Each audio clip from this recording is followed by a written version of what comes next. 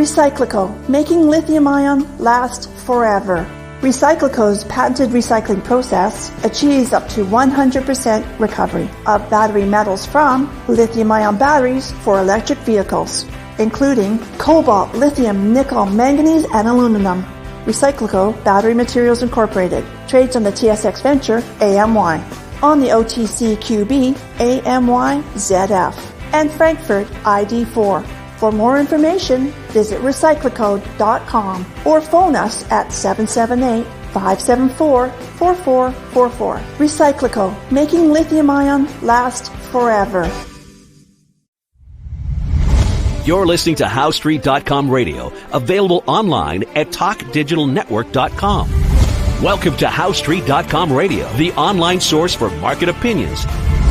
Here is Jim Goddard.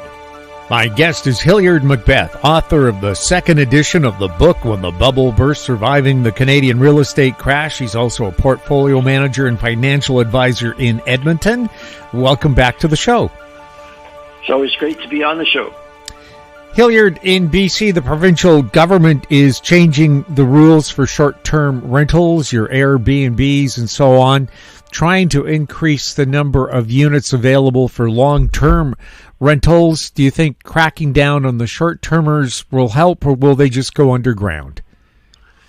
I think there's a lot of illegal Airbnbs. My understanding is that there are, and if they can enforce it, it might change the market. But the question is, are they able to enforce it? The type of rentals that the short-term rental people are doing are not necessarily what the market really needs. The market really needs rentals that can accommodate a family with 3 or 4 or 5 or 6 people. And I don't think those short-term rentals are really designed for that. Usually they're more luxury type condos or things like that. So it'll be interesting to see how it shakes out. But I think the correction that's underway in the housing market is going to help everything. There's going to be a lot of properties that have been kept off the market that will be added to the market. There's anecdotal evidence that people are rushing to list their properties in Toronto. I don't know about in Vancouver, but in Toronto, and the sales are not there. So the number of listings of places for sale is surging higher, and sales are still very, very low. And then this is going into a time of the year when sales normally are extremely low in November, December anyway. And higher listings, does that mean people have to pay off mortgage debt? They can't afford it anymore? There could be a bunch of different reasons. Most people don't.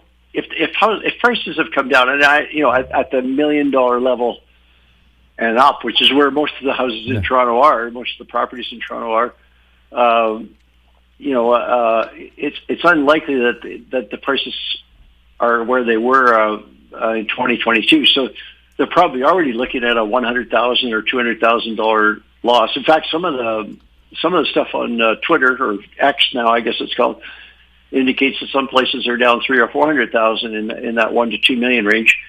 So those people, because of human nature being what it is, people will very seldom want to sell at a loss. So they must be in desperate straits to be doing that. Either that, or they bought a long time ago at $200,000, and they figure, well, we missed the peak, but if we could still get $1.1 million, something that was peaking out at $1.5 million, we'll take it, kind of thing. But I don't know if people think that way. I think they're more likely to wait until they're forced to sell.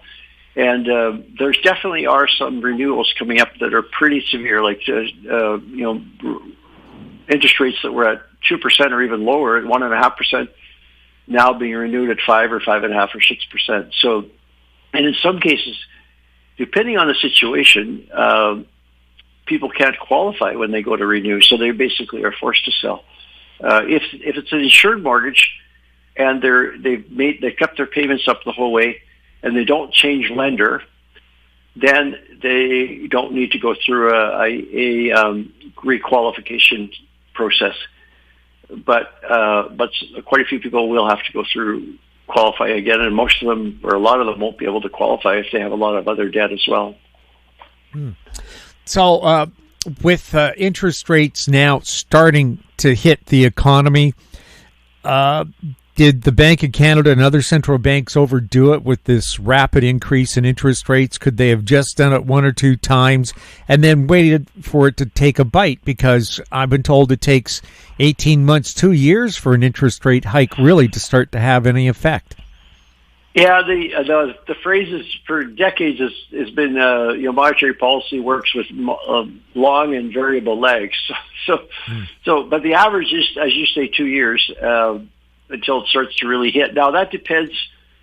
Most of those sayings or those themes are come out of the U.S. and the Federal Reserve, and it's different down there. It's very different down there because they have 30-year mortgages. So with the exception of that thing that happened in 2006 with the adjustable rate mortgages, most of the time, the people that have bought a house with a 30-year mortgage, a fixed interest rate for 30 years, if you can imagine, Canadians can't even imagine that, they aren't affected that much by monetary policy because they're, even though the government's raising interest rates or the Bank of Canada or the Federal Reserve is raising interest rates, they're still good at the interest rate they're at. And so they don't need to worry about that.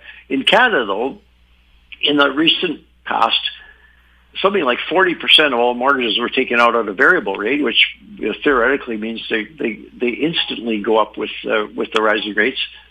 And the rest of them, usually the term is at a maximum of 5 years before the reset hits. So given that the rates started to rise probably a year and a half, 2 years ago, something like 50 or 60% of those mortgages, at least, maybe even a little bit higher than that, are facing imminent reset on these higher rates. So, and it isn't just the mortgage, it's inflation. You think about food, and even though inflation is moderating now, for a while there, it was up, 7-8%.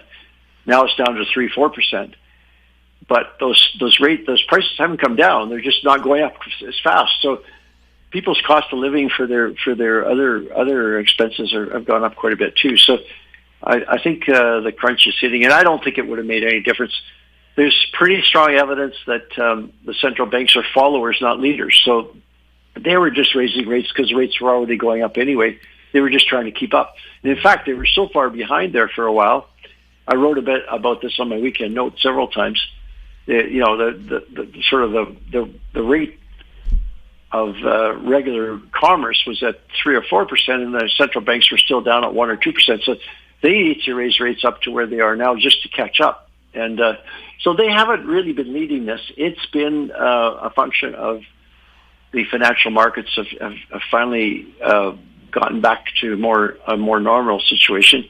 And because they were so abnormal for so long, basically for 12 years, interest rates were kept artificially low.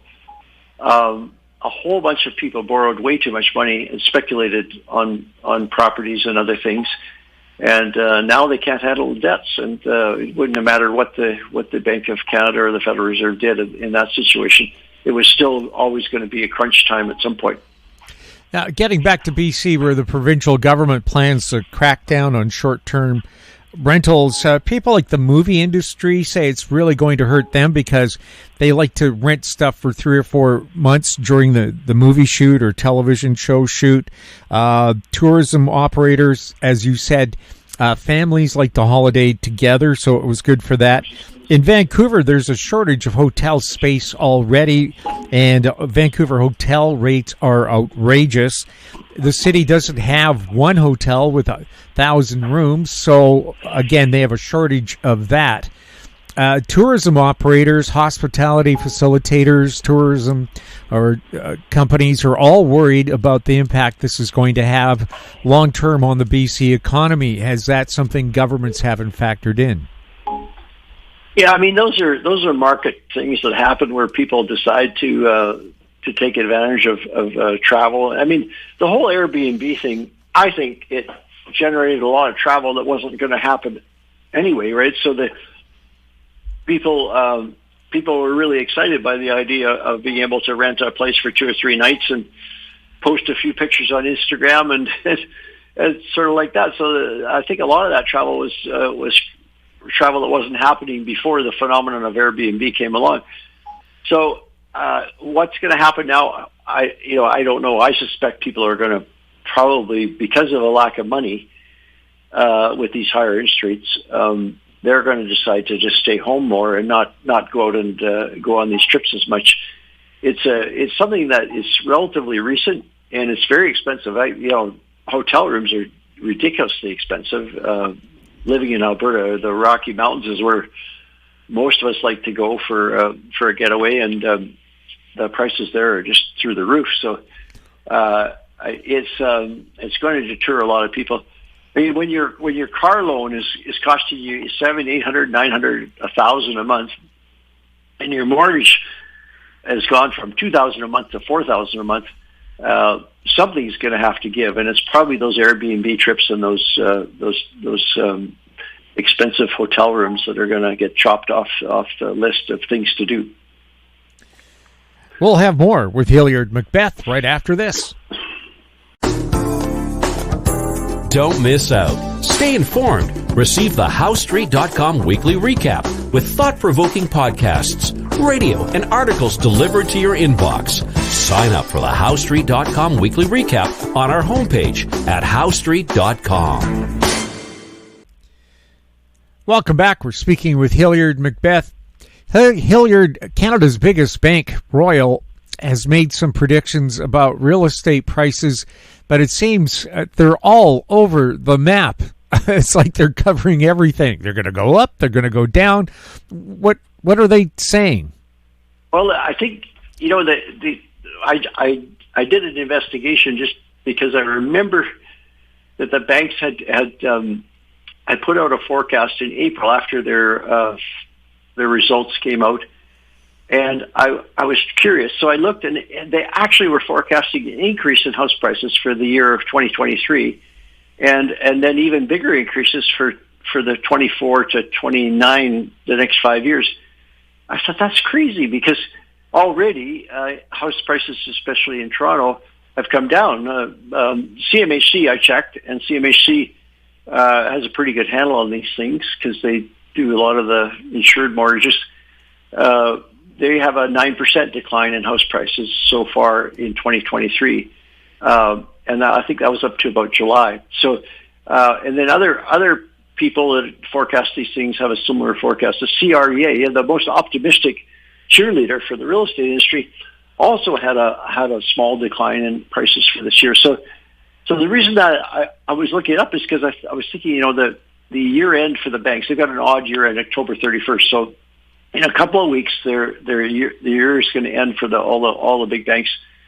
And I thought, well, I wonder what they're going to have to do. They're going to have to alter these forecasts lower for the housing market because obviously the evidence is in that the house prices went down.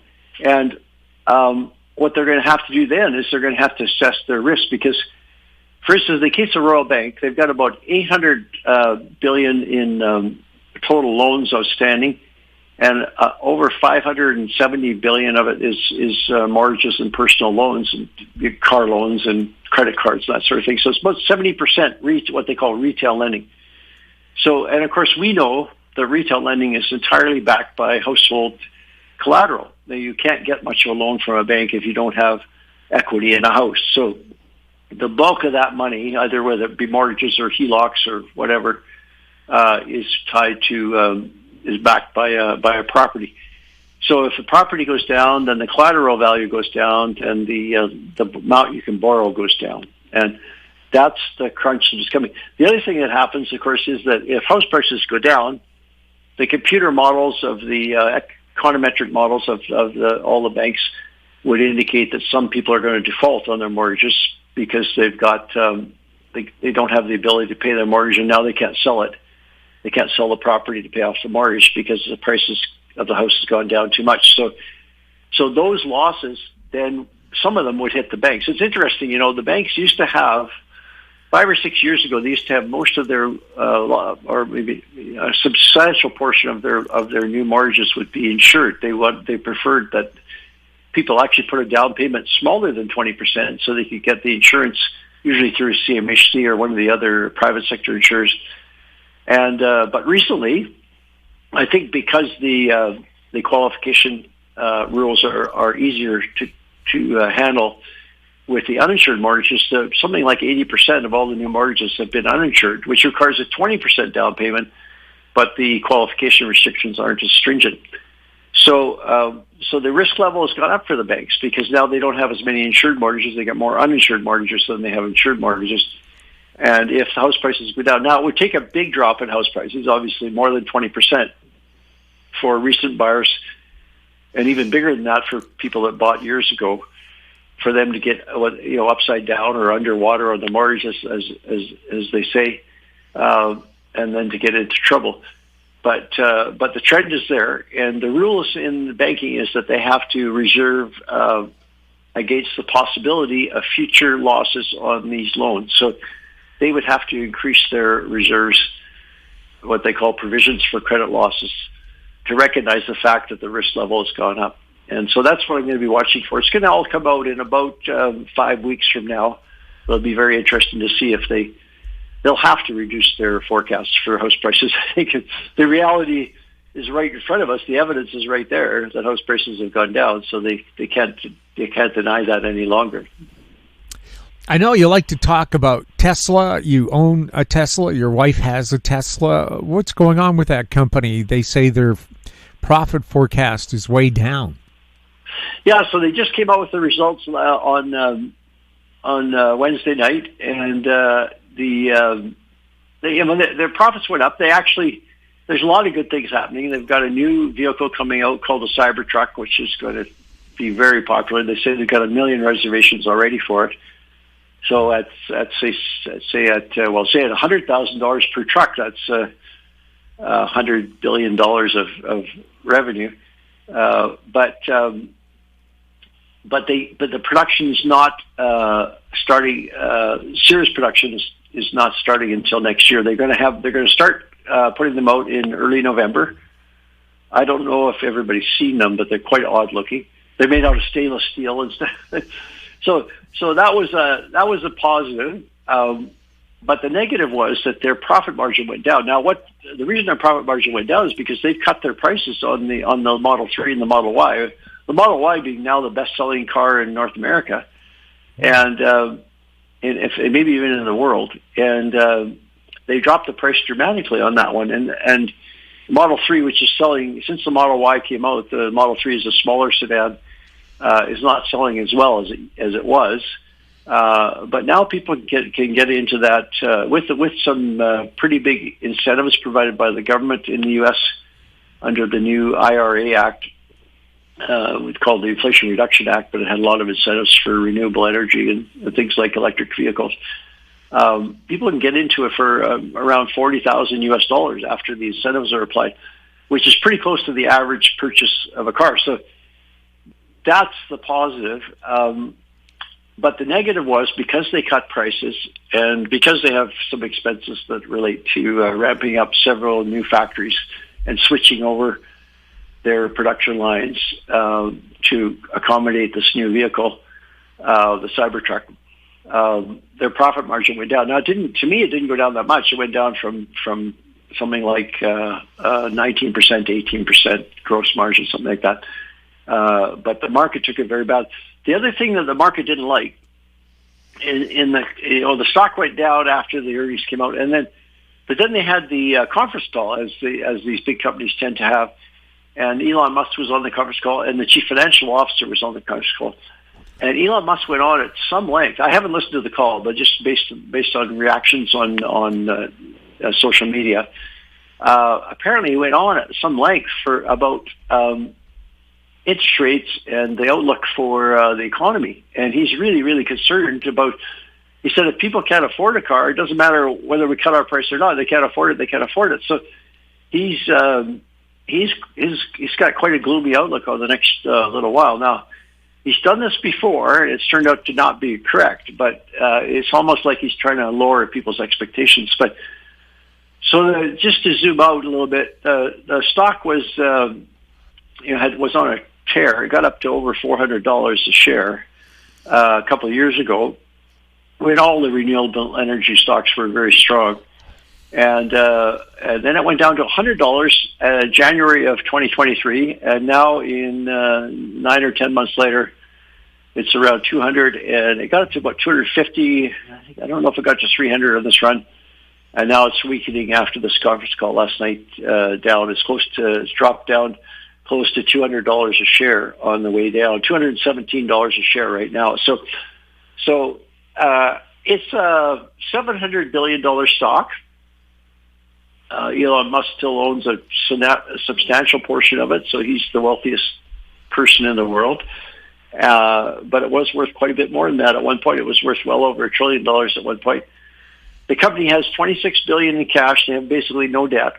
And I think they'll do fine over the next few years. But I am in the position of wanting to buy the stock, but I'm waiting for a lower price. I think with to some degree, Elon Musk is right about it was what we were just talking about a few minutes ago. The higher interest rates are going to affect everybody, and that includes house sales and car sales as well. Any thoughts on Alberta wanting its own pension plan versus the Canadian pension plan? Well, it's pretty crazy idea. I think this is a political. I don't know. I guess I'd call it a stunt. It's anything. Bashing Ottawa and Alberta goes over really well especially with the premier's problem is she's got a fairly strong group of people that backed her that are quite libertarian or right wing, and they just hate Ottawa. They hate everything to do with Ottawa. So a pension plan that has all of Canada in it is something they're not going to like much at all. And then they got this report that came out that said that they could withdraw something like $300 billion, or out of $550 billion, Alberta has the right to withdraw more than half of it, something like $300 billion, because that's what Alberta's put in. Alberta's put in more and taken out less is the basic argument. So it's ridiculous, the whole thing, and there's no way that the rest of Canada is going to agree to allow Alberta to take out anything like that amount. The more realistic numbers are probably below $100 billion, and so of course it's not going to go anywhere. But and there's no real benefit to having a separate Alberta pension plan. You still got to have all the money managers. They're going to end up buying the same investments that the Canada pension plan would have bought, more or less, unless they make the ridiculous decision, very risky decision, to start investing more in Alberta with a pension plan. But I think about 70 or 80% of Albertans are against the idea, so it's not going anywhere. The Alberta government's launched an advertising campaign. They've got a committee led by Jim Dinning going around and supposed to be listening to Albertans to see if they want it, but they're really trying to influence the views. But I think they're going to run into a lot of really strong opposition. So I don't think it's going anywhere. I think it's just maybe was done to appease a group of supporters that just love it when people bash Ottawa. Any other things that we should be keeping a close eye on? Well, the dollar, the Canadian dollar, is below 73 cents. Now, it did get down below 70 cents in March of 2020 during COVID, but recently then it ran up to 76 cents. This is all against the U.S. dollar, of course.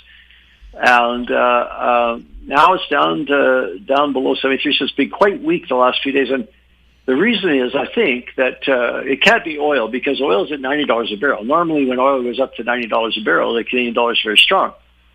So it must be the fact that the people think that the Canadian government and the Canadian central banks can stop raising rates, whereas rates are still going higher in the U.S. So people can get 5% interest on the U.S. dollar bank account right now, and they don't get any higher interest rate in Canada, and Canada is a much viewed as a less secure place to hold your money. So that could be a problem for Canada, because if our dollar goes down, all it would take would be the housing bubble finally bursting,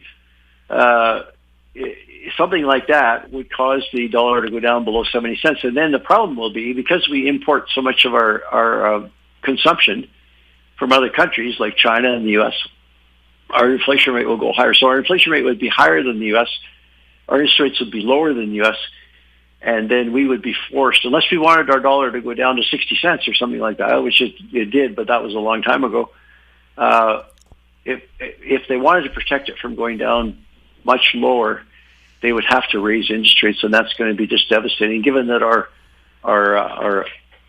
household sector and our corporate sector, both sectors have some of the highest debts in the world of all the developed countries. So we're really in a difficult spot in Canada, and of course we got ourselves into it, and we're going to eventually get out of it for sure somehow. But it's the weakness in the Canadian dollar kind of highlights the fact that we're in a tough spot. Hilliard, thank you so much for chatting with us. Nice to chat with you. My guest has been Hilliard MacBeth. His website, MacBethMcLeodPartners.com. If you have any questions for Hilliard or for any of our guests, you can send them to info@HowStreet.com. Our YouTube channel is Talk Digital Network. Find us on X @HowStreet. We're also on Facebook. I'm Jim Goddard. Thank you for listening.